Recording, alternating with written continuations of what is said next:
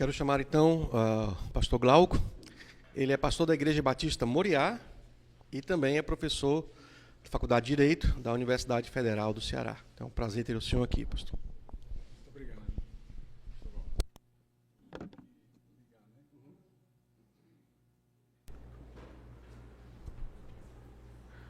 Olá, pessoal. Boa noite a todos. É um prazer participar aqui dessa Semana Maranata, desse momento. Aqui estou usando. Eu sou pouco moderno ainda para. Viu? Muito obrigado a todos aí pelo convite, os que vieram para ouvir. É um momento singular esse que a gente pode compartilhar aqui com todos algumas coisas importantes. Eu estou aqui na mesa com a Bíblia de um lado e a Constituição do outro, né? Porque, pessoal, a nossa sociedade ocidental, o mundo ocidental, ele foi formado, né, culturalmente por três grandes influências: o cristianismo, a tradição judaico-cristã, o helenismo grego, né, o pensamento dos gregos, principalmente Aristóteles e Platão, mas também os estoicos, e também pela influência do direito romano. São as três grandes pontes, né, que convergiram para modelar o mundo ocidental do ponto de vista cultural. E o cristianismo funcionou de maneira superior, esse entrelaçamento, porque ele foi o filtro. Nem tudo da Grécia nós recepcionamos para formar a nossa visão de mundo. O direito romano, também recepcionado, foi de um determinado período. E a compatibilização, né, com princípios cristãos foi o elemento definidor. Algumas dessas heranças do mundo pagão, inclusive, elas foram reformatadas para atender a certas exigências da perspectiva cristã. Por que eu estou falando isso? Porque aqueles que muitas vezes nos perseguem, eles utilizam um discurso que não existiria para eles estarem opondo esse discurso a nós. Esse discurso não existiria se não fosse a influência cristã. Sem a influência cristã não haveria noção de direitos fundamentais, não haveria noção de separação de poderes, não haveria noção de Estado de Direito, até de constitucionalismo não haveria, conforme nós iremos mostrar aqui oportunamente. Então é sempre bom, diante daqueles que querem restringir a nossa participação em certas discussões na esfera pública, é sempre bom a gente lembrar que o cristianismo teve essa influência para aquelas coisas que eles prezam e que muitas vezes eles a utilizam de uma maneira distorcida contra nós, ignorando que a raiz daquilo é uma raiz cristã. Então é sempre bom a gente poder saber, para a gente poder argumentar, até para que as pessoas possam saber o que elas vão perder se a influência cristã fosse furtada do mundo, fosse tirada do mundo. Então não é que a gente vai argumentar citando a Bíblia, mas a gente vai argumentar dizendo: isso aqui você queria perder, essa concepção que nós temos e que adotamos hoje no mundo ocidental, você quer que ela seja abandonada, então você também não pode ignorar as influências que foram recebidas para que ela pudesse existir, né? Para além disso, nós temos outras fontes de argumentação nesse processo. A natureza das coisas, e aí nós apelamos para a criação, apelamos para a maneira como as coisas estão constituídas e são constatadas, né? Os efeitos sociais de uma coisa seguir um determinado modelo e de seguir outro modelo. Nós apelamos também para certos sentimentos morais e éticos que são universais, né? Como aquilo que ficou conhecido como a lei natural, uma lei moral inscrita no coração do homem, de que Paulo fala na carta aos Romanos, né? Mas que C.S. Lewis, cuidadosamente, no seu livro A Abolição do Homem, mostrou que muito daquele código ético estava presente nas obras de Confúcio, nas obras de Buda, obviamente sem toda a roupagem cristã, mas o preceito solto, né? Estava em filósofos gregos, até em pensadores islâmicos, mostrando que há um núcleo ético, né? Que todos nós somos capazes, se não formos cínicos ou não estivermos totalmente cegos por alguma ideologia, nós somos capazes de enxergar, né? Nós somos capazes de enxergar. Então, vamos ver algumas dessas influências cristãs que são significativas para tratar do tema da primeira palestra aqui, que é sobre o Estado, a soberania das esferas, que é onde nós queremos chegar para poder falar da autonomia das igrejas, antes de falar da liberdade religiosa, que é um direito individual de todos nós.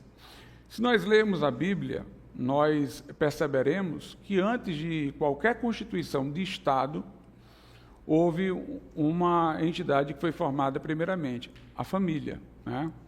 A família com o marido, a mulher, os pais, os filhos, estão lá no Gênesis, né? Os relatos atinentes à primeira família que Deus constituiu e abençoou, né? E já com a repartição de papéis, deixará o homem seu pai, sua mãe, ó, pai e mãe, se unirá à sua mulher, homem e mulher, e serão dois uma só carne, né? Interessante essa expressão, uma só carne. Por quê? Veja como a Bíblia vai para a ordem das coisas, meus irmãos. Nós temos um aparelho digestivo que funciona autonomamente, temos um aparelho respiratório que funciona autonomamente, mas nosso aparelho reprodutor não. Nós temos uma peça e a mulher tem a outra peça. Nós homens temos uma e a mulher tem outra. Então, em relação ao aparelho reprodutor, só no casamento é que as peças se encontram e aí você tem uma só carne, né? Então, a Bíblia está falando de acordo com a natureza das coisas. E a união que Deus constituiu foi para perpetuar a espécie humana, a sociedade. A bênção foi essa, sede fecundos, né? Enchei a terra. A mulher foi tomada do homem e não o homem da mulher. Que lógica, né? O homem é XY, né? O X poderia se multiplicar para ser XX e ser a mulher, né? Mas se fosse a mulher primeiro, XX, de onde é que ia tirar o Y para fazer o homem, né? Então, a Bíblia, ela está de acordo com a natureza das coisas. O que é relatado sobre a criação, independente do relato, eu posso constatar, eu posso enxergar, eu posso ver, eu posso perceber, né? Se eu quiser, eu argumento até com uma pessoa descrente sobre coisas acerca da criação, sem apelar para a Bíblia, mandando ele olhar para aquilo que ele está vendo e constatando. Então, a família veio primeiro. A família é anterior ao Estado, né? Nós percebemos que, no mandato cultural, né, Deus disse: dominai as aves, né, sujeitai a terra, os animais que se rastejam, os peixes. Então, o homem deveria, a partir daquilo que Deus havia lhe concedido, trabalhar para fazer surgir outras coisas, né? E nós vemos lá, logo na descendência de Caim, né? Nós vemos a invenção de instrumentos, né? Para cortar, instrumentos musicais, né? Portanto, a arte, o trabalho, Lá, com a descendência de Sete, a Bíblia diz que a partir dali os homens começam a invocar o nome do Senhor. Porque antes o Senhor aparecia a eles. A partir dali eles começam a invocar, tem uma tradição de orar. Então ali surge uma religiosidade. Então a gente vê que do trabalho inicial de agricultor, com a invenção de ferramentas, vem outros trabalhos para o homem. Vem a arte, vem a religião, né? Tendo sido constituída inicialmente a família. Então, nesse mandato cultural que o homem recebeu, ele deveria ir produzindo outras coisas, como a gente consegue ver. Se você perceber, a Bíblia começa com um jardim, está lá no Gênesis, e ela termina com uma cidade, está lá no Apocalipse. Então, nós éramos para fazer a civilização andar, né? Começando do jardim, chegar até a cidade. Começando da família, chegar até o Estado, mas com muitas instituições no meio do caminho, que são instituições intermediárias, como aquelas que vão estar ligadas à arte, vão estar ligadas ao trabalho, vão estar ligadas à religião.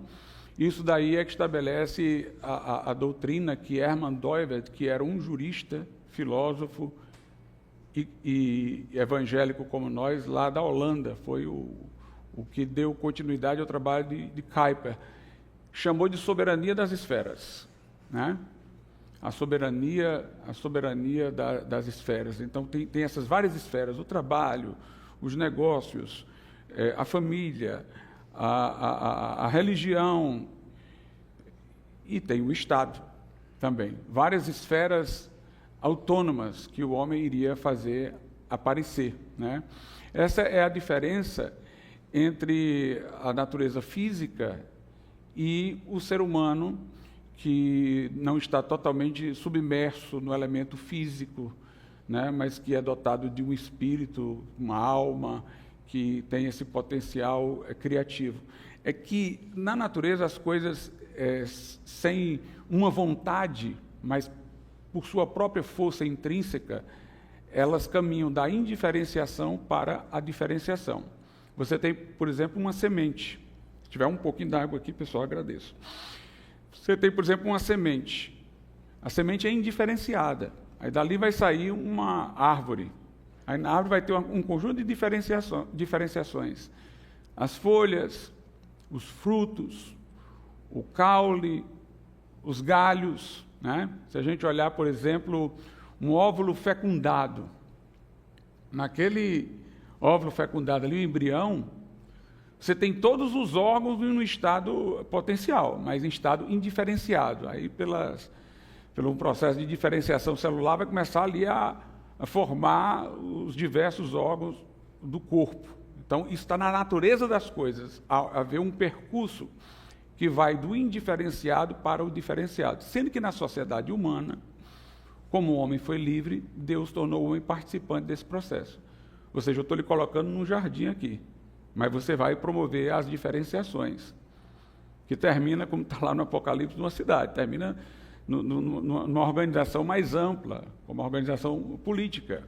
Mas aí vai surgindo um aperfeiçoamento dos instrumentos de trabalho, vai surgindo a arte, vai surgindo a religião. Então, esse processo a gente vê que ele acontece em toda parte em que o homem está. Não é só uma questão de circunstancialidade histórica. Aconteceu aqui no Brasil e não aconteceu lá não sei aonde. Não, acontece em todo canto. Todo lugar tem esse desenvolvimento que vão surgindo, por exemplo, a associação de artistas, vão aparecendo sindicatos ligados ao trabalho, vão surgindo igrejas. Em toda parte isso acontece. A gente até considera que certas sociedades são menos civilizadas quando elas são mais indiferenciadas, né? Uma tribo indígena que não distingue ainda o político do religioso, né? O chefe lá, ele é tanto o chefe como ele é o sumo sacerdote, né? Todo mundo tem o mesmo trabalho, as práticas são coletivistas, né? Toda forma de coletivismo é um tipo de falta de processo de diferenciação. É um atraso, portanto, no processo civilizatório. A gente considera que as coisas avançam quando esse processo de diferenciação vai acontecendo, né? O Herman Doivert, por exemplo, ele fala que a Revolução Francesa que nós criticamos muito, porque ela tem um elemento ateísta, contrário à igreja e tudo, ela teve uma coisa boa, que nos Estados Unidos não precisou acontecer da forma como aconteceu lá. Foi o reconhecimento da individualidade, né? Dos direitos individuais, dos indivíduos. É um processo de diferenciação, onde a pessoa não é mais considerada apenas como um membro orgânico de um corpo coletivo. Ele não é só pai, mãe, filho, ele é um indivíduo também. Ele não é só um trabalhador, ele não é só um membro daquela igreja, ele também tem uma individualidade, uma singularidade. O valor dele não é sempre medido pelo grupo em que ele está, ele tem também um valor individual inconfundível. É fruto de um processo de diferenciação que vai acontecendo nessa evolução. É o que Deus queria para o homem, que ele promovesse esse processo de diferenciação. E a ideia seria que o Estado nunca fosse um Estado totalitário. O Estado só fosse lidar com questões não resolvidas por essas instâncias intermediárias.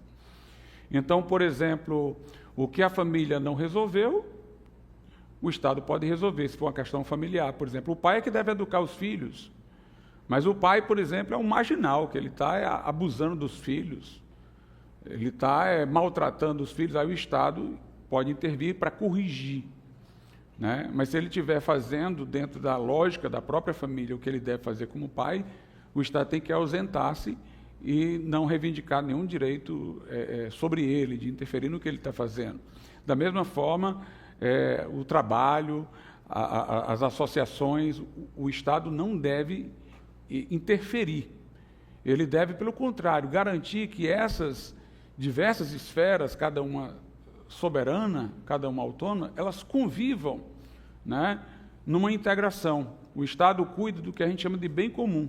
O bem comum não é muita coisa como os comunistas gostam de falar quando toma a expressão bem comum, não. O bem comum é o que sobra.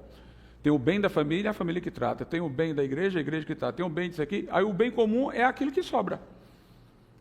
O Estado é para cuidar daquelas coisas que são do conjunto, né? Então ele vai punir os sujeitos que são criminosos, ele vai corrigir disfunções que possam acontecer em alguma esfera, ele vai integrar com laços de solidariedade todas elas, reconhecendo a soberania de cada uma dessas esferas sem se intrometer inadequadamente nelas. Se ele se sobreestender sobre elas, se ele reivindicar poder interno sobre elas, então ele é um Estado tirânico. É por isso que eu entendo que, em relação, por exemplo, à família, o Estado não tem a liberdade de defini-la, porque ela é anterior ao Estado. Se ele quiser chamar de família outra coisa, né, então ele tem que chamar o que a gente chama de família com outro nome também. Eu vim até conversando aqui no podcast que nós estávamos participando. Se você pega, por exemplo, uma união entre homem e mulher, quais são suas características? Diversidade, homem e mulher. Complementaridade, eles se complementam, não só do ponto de vista físico, do ponto de vista psíquico também. A mulher vê muitas coisas simultaneamente, o homem vê coisas sucessivamente, a mulher tem um aspecto mais emocional, o homem é mais racional, as mulheres se comunicam mais facilmente, aprendem a falar primeiro, os homens gostam mais de coisas mais abstratas, por isso os grandes matemáticos e físicos normalmente são homens. Então, tem uma diversidade, uma complementaridade e a fecundidade. Por que é que a família é protegida na nossa Constituição? Porque ela é chamada de a base da sociedade. Ou seja, sem ela a sociedade não continua. Exatamente porque é a união entre homem e mulher que vão gerar filhos e a sociedade vai poder continuar. Na Declaração dos Direitos Humanos da ONU de 1948, ainda é mais categórico, diz todo homem e toda mulher tem direito de casar, homem e mulher. E vai dizer lá que a família também é a base da sociedade, por isso ela tem proteção especial do Estado. Porque, teoricamente falando, nós não precisaríamos proteger uma união entre um homem e uma mulher se não tivesse um papel tão grande público a ser exercido, como o de perpetuar a sociedade. Por quê? Proteger... a gente não protege uma amizade entre duas pessoas, não reivindica que o Estado proteja uma amizade, mas por que protege o casamento e a família? Porque daquela união depende a continuidade da sociedade. Então, por ela ser a base da sociedade, responsável por sua perpetuação, ela deve ter proteção especial do Estado, porque o Estado precisa dela para poder a sociedade que ele gerencia continuar a existir. Então, você pega uma união dessa, cumpre esse papel público, caracterizada por diversidade, complementaridade e fecundidade. Pega uma união entre 2 homens e 2 mulheres. Se você pegasse esses 2 tipos de união e fossem elas as únicas, a sociedade nem continuaria, ela acabaria. Bota 2 homens numa ilha, morrer amanhã, acabou-se. 2 mulheres, amanhã, acabou-se. Não tem perpetuidade, não cumpre esse papel social para ganhar essa atenção, essa proteção especial do Estado, né? Veja como a gente, pela natureza das coisas, pode perceber o que a Bíblia diz, né? O Kant dizia assim: você quer saber se uma coisa é certa ou errada? Universalize. Se todo mundo mentisse, ninguém conseguiria viver em sociedade, ninguém fazia contrato, ninguém marcava compromisso, ninguém acreditava em nenhuma promessa, nós não conseguiríamos viver em sociedade. O bandido, ele precisa que os outros cumpram o que devem, que é trabalhar honestamente, para ganhar dinheiro e ele furtar. Porque se todo mundo fosse ladrão, aí pronto, todo mundo morria de fome, né? Se todo mundo escolhesse uma vida que fosse na contramão da união fecunda, nós não teríamos perpetuação da sociedade. Quer dizer, se eu universalizar isso daí, eu não tenho continuação, é o fim da espécie. Então, quando você universaliza, você vê os problemas. Então, o que a Bíblia diz, a gente pode constatar por observação e pela logicidade das coisas. Aliás, a família, ela é como se fosse o embrião, né? Eu disse que do embrião vem as diferenciações, né? Na família, você tem a primeira noção de autoridade, pai e mãe, né? Na família, você tem a noção de trabalho, você vai lavar os pratos, arrumar a sua cama. Nós temos a primeira noção de ensino, o pai e a mãe ensinam o filho a falar, né? Aí depois, num processo de diferenciação, surge a escola, surge o trabalho, surge as outras coisas, mas começa ali tudo embrionariamente na família, né? Essa questão da soberania das esferas, pessoal, pessoas que não são cristãs foram capazes de perceber alguma coisa sobre isso, né? O Aristóteles fala disso. Aristóteles fala que antes da sociedade política existe a sociedade doméstica, que é a família, enquanto que Platão, na República, quis acabar com a noção de família, pelo menos para a classe dominante lá, que ele imaginava para a sua república. Aristóteles não, Aristóteles ressaltou a importância da família. O próprio Platão, depois de ter escrito a República, e ele lá defende um estado de promiscuidade, que o Estado decide, por exemplo, que homem vai ter relação com qual mulher, porque ele quer tipo um aperfeiçoamento dos melhores, né? Então, essa mulher aqui ela é saudável, inteligente, esse homem aqui também, vamos fazer os melhores cidadãos, pelo menos para a classe dominante, ele acaba com a família, coloca tudo sob o controle do Estado. Aristóteles não. Mas depois, Platão viu que isso era irrealizável. Aí ele escreveu um livro, As Leis, em que ele tirou de debaixo do domínio do Estado a família e deixou ela autônoma, como sociedade doméstica. Aristóteles fala da sociedade antes do Estado, mas, obviamente, ele dá ao Estado um grande poder, principalmente na área do ensino, né? O Estado é que coordena toda a educação e tudo mais, mas já tem ali uma noção de independência dessas instâncias, né? O tomismo, que é o pensamento de Tomás de Aquino,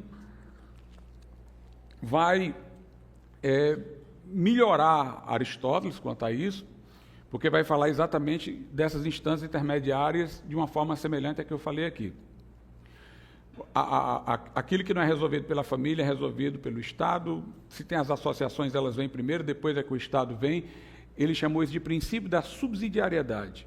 Ou seja, o Estado só entra para resolver o que não foi resolvido numa instância precedente. Ele não resolve tudo, ele não invade as outras instâncias. Ele vai resolver aquilo que não foi resolvido por instâncias precedentes. O nosso pensamento, entretanto, não é o tomismo, embora seja muito parecido. O tomismo é uma tentativa de pegar Aristóteles, né, e dar um melhoramento. Nosso pensamento é diferente, que é o do Doivert, que defende que cada esfera é soberana, inclusive o Estado. Não é uma questão de que os outros estão dentro do Estado como se fossem órgãos. O que esse órgão aqui não resolver, aquele outro órgão resolve, aquele outro resolve, aquele outro resolve, até que chega no governo, mas tudo é Estado. Não. O Estado é uma esfera, a família é outra esfera, as associações são outra esfera, então o Estado é uma esfera tanto quanto as outras, inclusive a igreja. Então não é que elas estão dentro do Estado, e só chega no governo do Estado o que um órgão do Estado não resolveu. É que o Estado está fora delas. Cada uma responde diretamente a Deus, né? Cada uma responde diretamente a Deus, cada uma tem essa sua independência.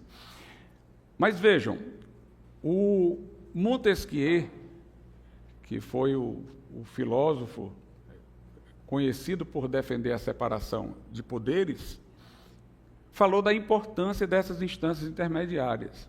Ele chamou de corpos intermediários. Ele disse, nós defendemos uma separação horizontal de poderes, executivo, legislativo, judiciário, mas também uma separação vertical, no sentido de que tem aquilo que é a missão do Estado, aquilo que é a missão da igreja, aquilo que é a missão das corporações de ofício, que era os sindicatos daquele tempo, aquilo que é a missão da família. Ele colocou esses corpos intermediários, ele dizia que esses corpos intermediários são importantíssimos para evitar a tirania. Não apenas separar as funções lá em cima, executivo, legislativo, judiciário, mas não colocar o indivíduo diretamente na frente do Estado, porque ele é muito frágil. Então, o Estado, às vezes, quer atingir um indivíduo na sua função de pai, as outras famílias se aglutinam para defender. Ele quer atacar uma pessoa como trabalhador, e tem aquelas organizações de trabalho que vêm para defender. Então, para ele, os corpos intermediários criavam uma série de freios.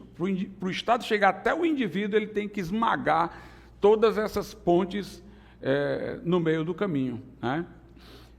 Um judeu ateu, sociólogo, Durkheim, disse a mesma coisa.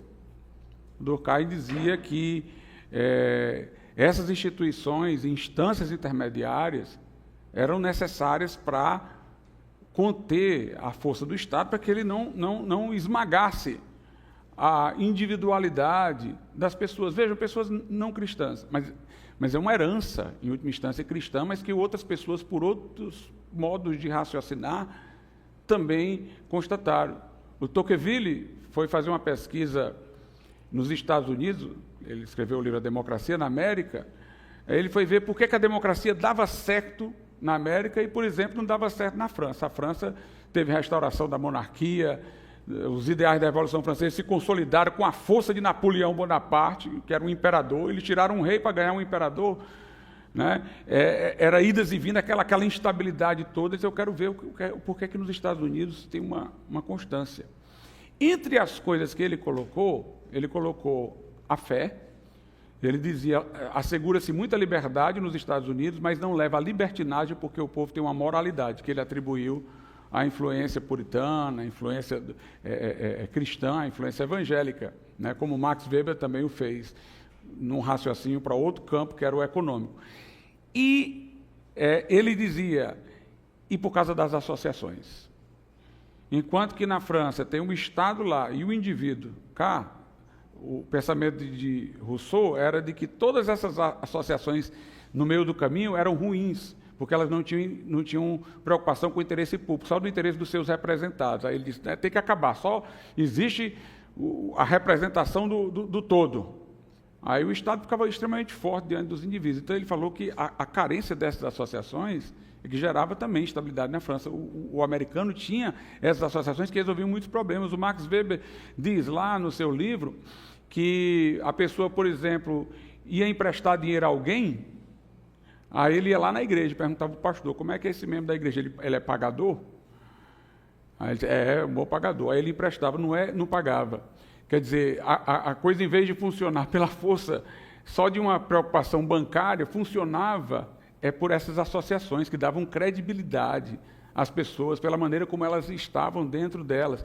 Então, você tinha toda essa estrutura que impede o totalitarismo. Todo regime coletivista, ele absorve essas instituições intermediárias. O fascismo incorpora os sindicatos para serem participantes do Estado. Ele traz para dentro, né? Ele aglutina. Lá na China, o Estado quer controlar quantos filhos a pessoa pode ter, multa e tal, porque ele controla o ambiente familiar. Então, uma das características de um Estado que não é totalitário é o reconhecimento dessas instâncias intermediárias, dessa ideia de que o Estado vai resolver aquilo que não foi resolvido por uma instância intermediária. Isso está na nossa Constituição? Tá, eu vou mostrar aqui para vocês.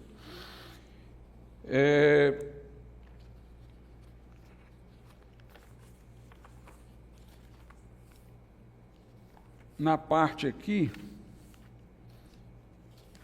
do artigo 227, diz assim, ó, é dever, o escalonamento, é dever da família, da sociedade e do Estado assegurar à criança, ao adolescente e ao jovem, com absoluta prioridade, o direito à vida, saúde, alimentação, educação, lazer, profissionalização, cultura, tarará, tarará. A influência aqui era a influência do princípio da subsidiariedade, do thomismo, que influenciou aquele documento papal, Rerum Novarum, né, para a humanização das relações capitalistas. Né? Um dos defensores do princípio da subsidiariedade, Jacques Maritain, era um filósofo católico, influenciou a Declaração da ONU de 1948, ele foi indicado pela Unesco para participar lá e levou o elemento do princípio da subsidiariedade. Então, você nota, é dever da família, da sociedade e do Estado. Como quem está dizendo? É da família. A família não resolveu, passa para a sociedade, com as suas múltiplas outras associações, né, que tem. Não resolveu, vai para o Estado. Mais adiante aqui, ó, artigo 230. A família, a sociedade e o Estado têm o dever de amparar as pessoas idosas, assegurando sua participação na comunidade, defendendo sua dignidade e bem-estar e garantindo-lhes o direito à vida. O primeiro dever de assistir os idosos é da família. Depois, não tem como resolver pela família, vai para a sociedade. Tem as outras associações que são filantrópicas, que podem ajudar e tal. Não resolveu, vai para o Estado. Né? Então, você vai passando de uma instância para outra. O Estado é a última coisa. O Estado cuida daquilo que é o bem comum, geral da sociedade. Né? Por isso que quando uma facção toma o Estado e leva o Estado para defender sua própria perspectiva, nós temos aí um desvio, porque ele não está mais atrás do bem comum, ele está atrás de atender a uma comunidade, a um grupo. Né? É o que está acontecendo hoje com essas ideologias, esses grupos aí procurando trazer o Estado na sua direção para poder financiar a sua própria perspectiva. E o Estado não está mais voltado para toda a sociedade, ele está voltado para um grupo em particular, outro grupo em particular. O Estado vai cuidar do conjunto, né? E cada instância cuida da sua respectiva parte. Agora, se a gente vê aqui uma influência do princípio da subsidiariedade, quando a gente chega na questão da Igreja, na Constituição, a minha leitura é que a influência é da soberania das esferas, do Doivert. Não é essa questão de que a família é um órgão do Estado, que não resolveu e vai para a sociedade, que não resolveu, vai para o último órgão do Estado, que é o governo, como se o Estado tivesse ainda uma relação com os antecedentes, ainda que sem lhes furtar a autonomia. Me parece que quando vai falar de igreja, é como se a igreja tivesse uma esfera e o Estado tivesse outra lado a lado. Diz lá o artigo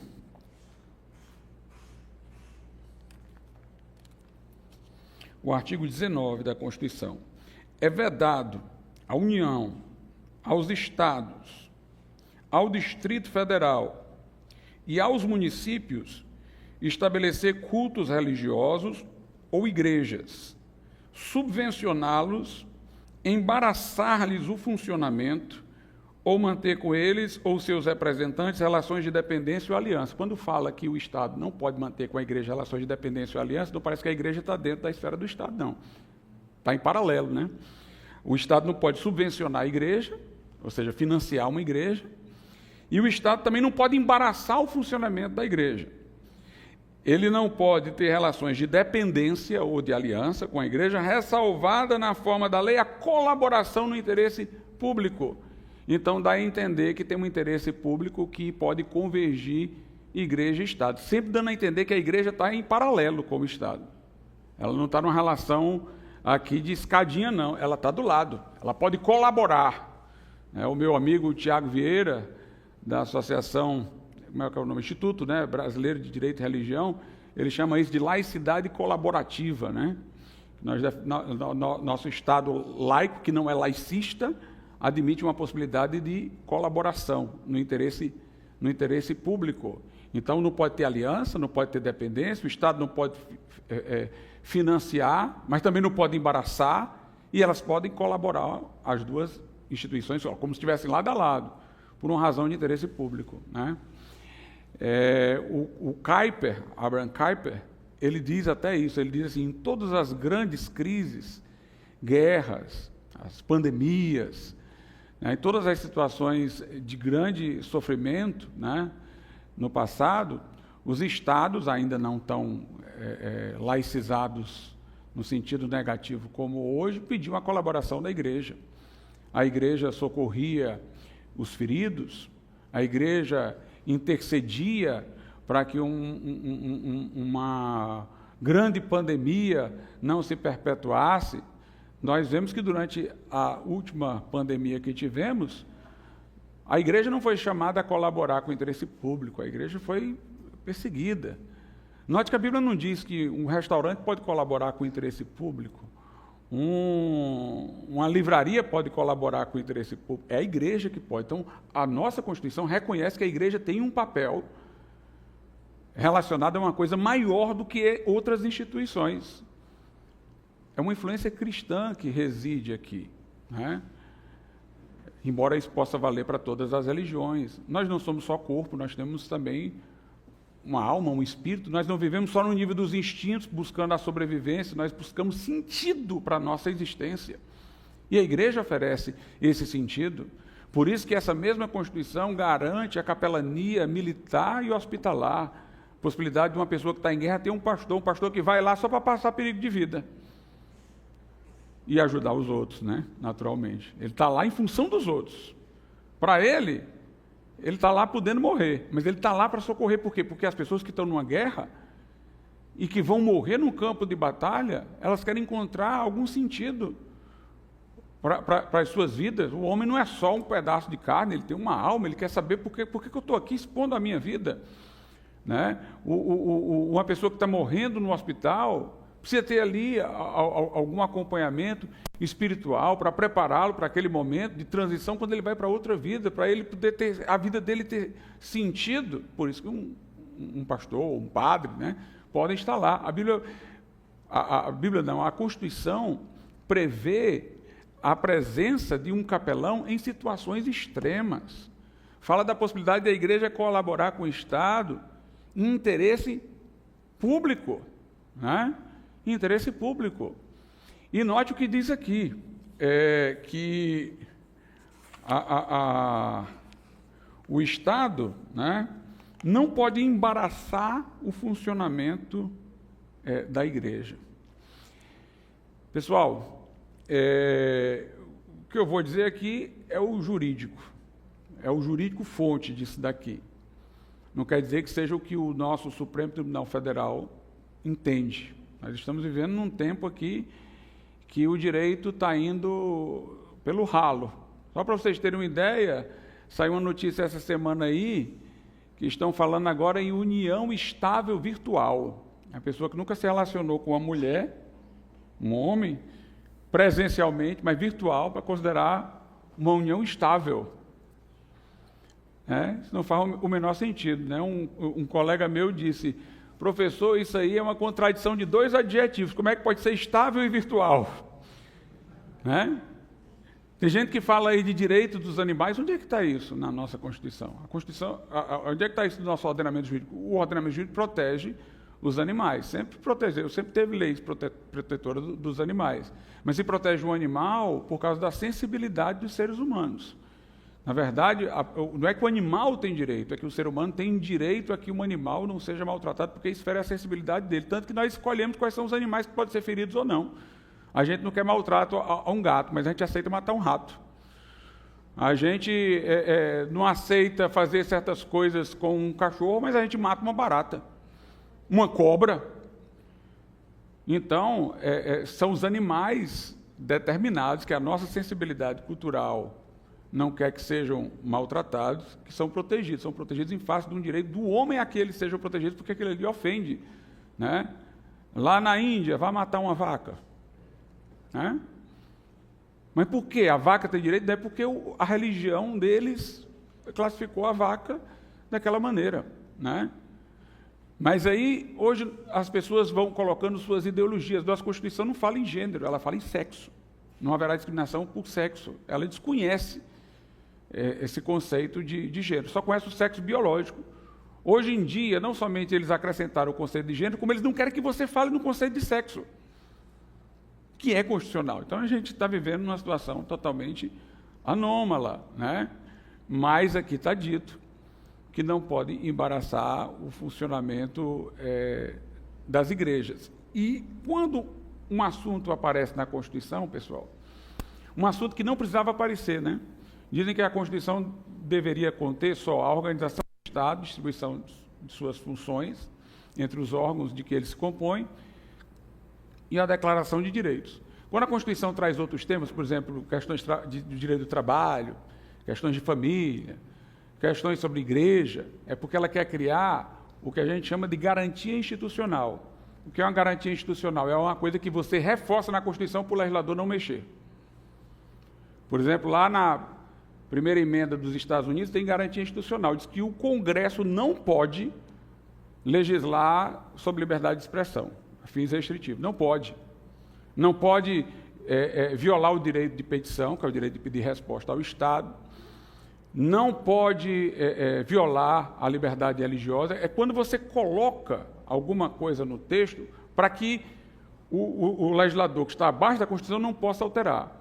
Então, quando a nossa Constituição definiu família, ela não precisava definir família. Família é um assunto do direito civil, está no Código Civil. Mas quando ela definiu família, por exemplo, que era entre homem e mulher, ela definiu para que o legislador não mudasse. Aí o Supremo mudou. O objetivo era formar uma garantia institucional, dizer, esse tema aqui não é materialmente assunto da Constituição, mas nós vamos colocar para que o legislador não faça diferente.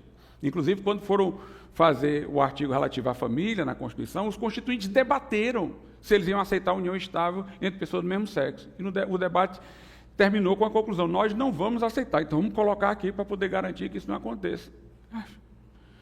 Aconteceu. Quando aqui a Constituição diz isso, que o Estado não pode embaraçar o funcionamento das igrejas, é para estabelecer uma garantia institucional. Isso aqui poderia ser lei, mas o Constituinte colocou aqui para estabelecer uma garantia. O Estado não pode. Como não pode lei nenhuma dizer que o Estado vai subvencionar uma igreja, porque a Constituição colocou que não pode subvencionar, quer dizer, financiar, exatamente para que nenhuma lei altere isso. Nenhuma lei altere isso. Esse artigo aqui, pessoal, é mais bíblico do que vocês imaginam, né? Dai a César o que é de César e a Deus o que é de Deus. César não quer o que é de Deus até agora, né? A igreja tem imunidade tributária, que está na Constituição, que é uma garantia. Quando uma lei estabelece um tributo e alguma instituição é tirada, a gente chama de isenção.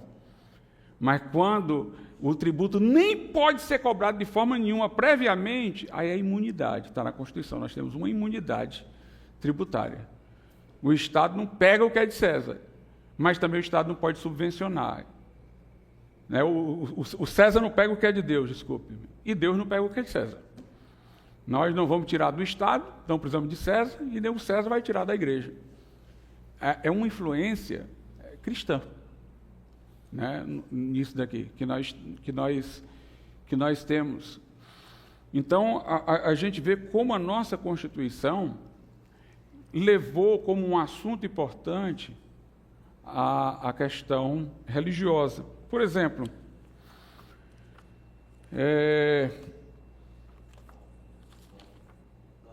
Pois não. Ah, está aqui a água, né? Ainda tem um pouquinho aqui. Por exemplo, o artigo 210 da Constituição, parágrafo 1º, diz assim: o ensino religioso de matrícula facultativa constituirá a disciplina dos horários normais das escolas públicas de ensino fundamental. E ainda teve gente que quis arguir contra o ensino religioso nas escolas públicas, junto ao Supremo Tribunal Federal, contra a Constituição. Aqui, ó. Eu não sei nem se esse ensino religioso vai ser bom, né? Dependendo das mãos de quem ele esteja, pode ser bom ou pode ser ruim. Não estou entrando no mérito, eu estou entrando no mérito que o Constituinte levou a sério a religião. Considerou que a pessoa poderia ter assistência no exército, poderia ter assistência no hospital, nas situações extremas, colocou que o Estado não poderia embaraçar, que a igreja é útil em interesse público, pode colaborar com o Estado, e que até nas escolas públicas, no ensino fundamental, de maneira facultativa, pode ter ensino religioso. Essa mesma Constituição que começa invocando a proteção de Deus, né? Se alguém disser assim, isso aqui que vocês estão fazendo não é constitucional, não sei o que e tal, antes de tudo, né, a interpretação provavelmente não vai estar correta da pessoa da Constituição, mas antes de tudo, de acordo com o Constituinte, foi Deus que deu essa Constituição aqui para todos nós, né? Ele invocou a proteção de Deus na elaboração da Constituição, na execução dos trabalhos do Constituinte. Então a gente vê que nós não temos uma Constituição laicista, nós temos um Estado laico, separação da Igreja e do Estado, né? Mas não laicista. As instituições foram distinguidas, nós não temos um Estado confessional como a Inglaterra tem lá, que é a Igreja Anglicana. Eu estou citando a Inglaterra, sabe por quê? Porque todo mundo pensa que Estado confessional é só coisa autoritária e islâmica. A Inglaterra é Estado confessional. E um lugar que foi o berço da noção de Estado de Direito, do constitucionalismo e tudo mais. Mas nós não somos um Estado confessional, mas nós somos um Estado que ressaltou a importância da religião.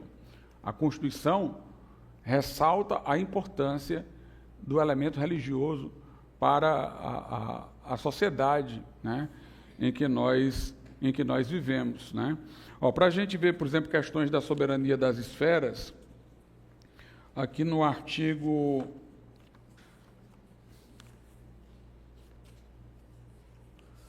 207, fala da autonomia das universidades. As universidades gozam de autonomia didático-científica, administrativa, de gestão financeira e patrimonial e obedecerão ao princípio de indissociabilidade entre ensino, pesquisa e extensão. Que coisa curiosa, né? A gente vê como a influência da soberania das esferas. Uma universidade pública tem autonomia. O Estado não pode chegar lá e fazer o que quiser, não. Mesmo ela sendo uma universidade pública.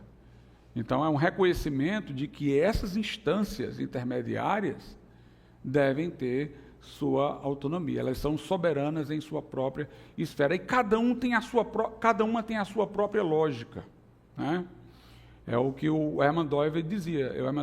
Elas podem ter variações históricas de formatação, mas tem algumas coisas em cada uma delas que são essenciais. Como nós, por exemplo, temos vários seres humanos aqui diferentes, né? Mas todos nós temos um coração batendo, um pulmão respirando. Então, tem alguns elementos estruturais que são invariáveis, pertencem à ordem da criação. Por exemplo, uma coisa totalmente ilógica, pessoal, é a noção de cotas no ensino, em concurso. Por quê? Nossa Constituição diz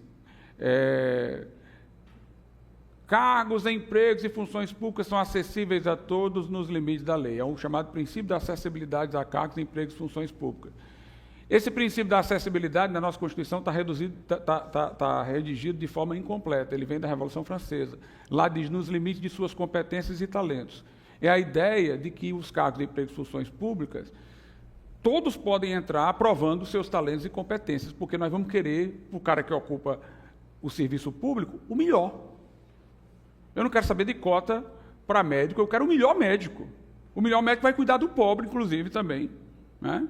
Eu quero o melhor. A lógica do ensino, né, é você reconhecer aquele que está produzindo mais, aquele que está mostrando mais competência, né? As ideias de ensino continuado, né, que o Haddad sugeriu lá em São Paulo, para passar todo mundo, né? Como se a função da escola não fosse a função de escola, fosse uma função de uma associação psicológica, terapêutica, de dar boa estima a todo mundo. A finalidade é essa, é você, pelo mérito, ir escalonando os graus de ensino. Essa é a finalidade.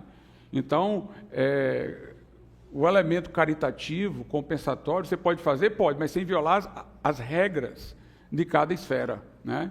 Cria uma escola pública de ensino médio como o Liceu do Ceará foi há muito tempo atrás, onde só pode entrar nessa escola pública quem vem originariamente de escola pública, lá do ensino fundamental. Aí os melhores dentre os que vêm de escola pública entram nela, lá vai ter um ensino melhor e eles vão competir com pessoas que têm capacidade de pagar um colégio particular. Bom, você encontrou uma forma sem violar a regra, né? Sem violar a lógica inerente ao ensino, que é você passar por uma etapa seguinte quando você aprendeu a anterior, né?